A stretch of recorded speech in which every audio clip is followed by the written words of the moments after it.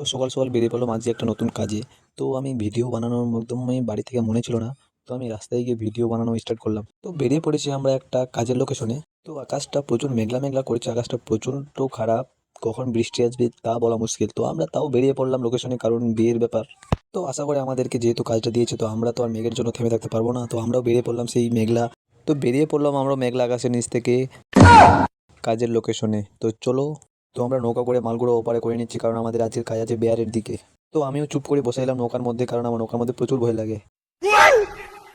তো নৌকা থেকে নামিয়ে আমরা একটা অন্য বুলেট ট্রেনে মালগুলো লোড করে নিলাম। তো আমরা এখন উদ্দেশ্য আমাদের একটাই, যে আমরা এখন যাচ্ছি সেই লোকেশনের দিকে যেখানে আমরা কাজ করব।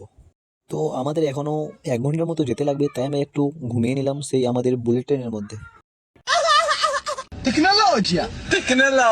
তো আমার বুলেট ট্রেনের ড্রাইভার আজকে ক্লান্ত হয়ে গেছে, কারণ এত রাস্তা যেতে হবে। তো ও আমাকে বলছে যে আজকে না আনলেও পারতে আমাকে। তো পৌঁছে গেলাম আমরা আজকের লোকেশনে। তো সেই জায়গাটার নাম হচ্ছে কাজীটোলা গোয়ালটুলি।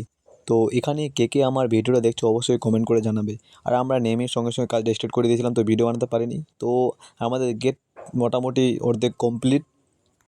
তো মোটামুটি আমাদের সব করা কমপ্লিট। তো আমাদের বুলেট ট্রেনের ড্রাইভার এখন চেনগুলো ঝুলাচ্ছে।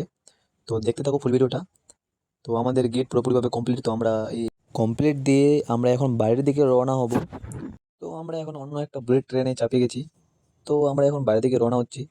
আর দেখো আস্তে আস্তে যে নদীর ভিউটা অসাধারণ ছিল। তো আমাদের আবার নৌকা করে সেই ওপারে যেতে হবে।